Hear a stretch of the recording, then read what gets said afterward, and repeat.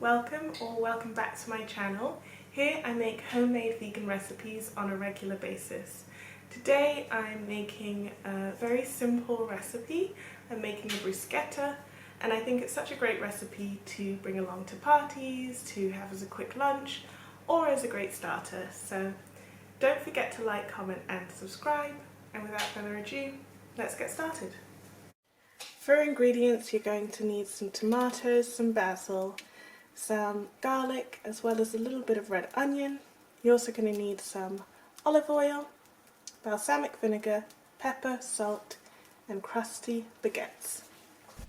We're going to start this recipe by dicing up our onion very fine. I'm using a very small amount of red onion as it does have a strong flavour, particularly raw. Then we're adding that to the bowl with some of the balsamic vinegar, a splash or about a tablespoon of balsamic vinegar, and this is just going to start to break down that onion and that acidity.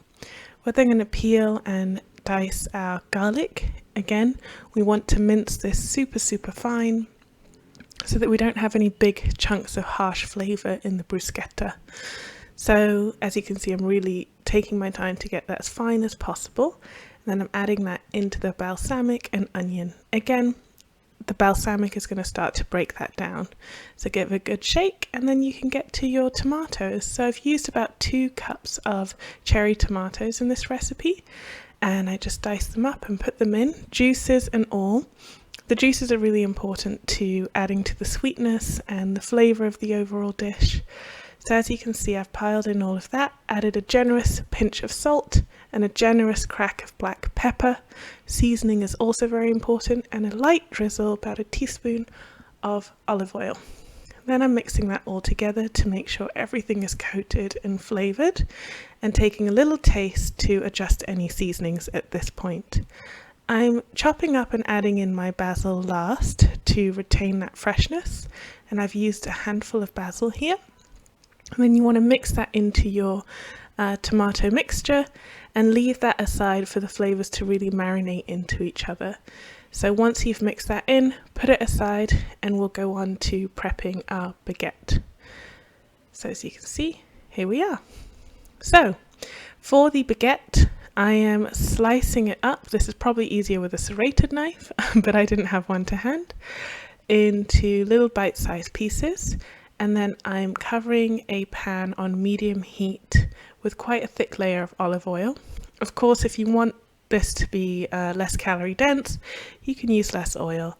And I'm placing my pieces of bread into that oil to get them really toasted and golden on each side.